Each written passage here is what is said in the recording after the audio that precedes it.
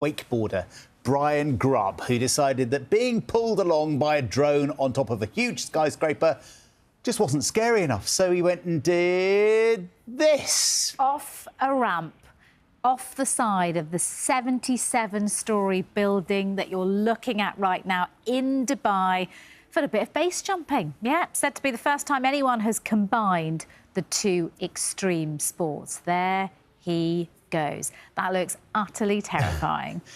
It's been a long time in the planning, 7 years, apparently. He's tried it at different heights before getting to the very top. A long time coming. We had to build a drone that could pull us and then had to get proficient in base jumping. But then they found that location in Dubai, says Brian. 77 stories up. I don't mind doing that bit of it, Tina, but I don't fancy the jumping off at the end of it. Good morning, everybody. This morning it is a fairly cloudy and wet start for parts of England, Wales, southern Scotland, whereas for the rest of Scotland and Northern Ireland, we do have some sunshine, but we also have some frost. And you can see the extent of the rain that we've had as we've gone through the course of the night. This batch across parts of eastern Northern Ireland, in through western Wales and also Devon and Cornwall will be with us on and off for much of the day. So in the south today, we start off with these showers across Devon and Cornwall, some brighter skies, but a lot of cloud across the rest of Wales and also much of England with some rain.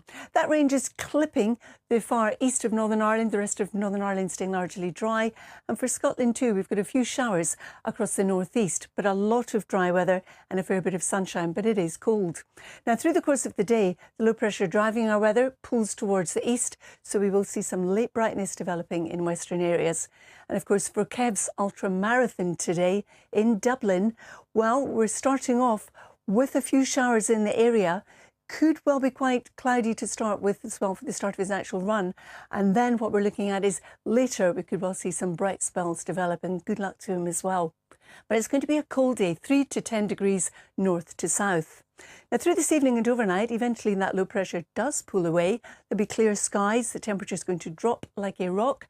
And we're also looking at some patchy mist and fog across eastern Scotland, but especially so across central southern England. Some of that will be freezing. Temperatures in the Midlands in rural parts could get down to -4, in sheltered glens of Scotland to -10.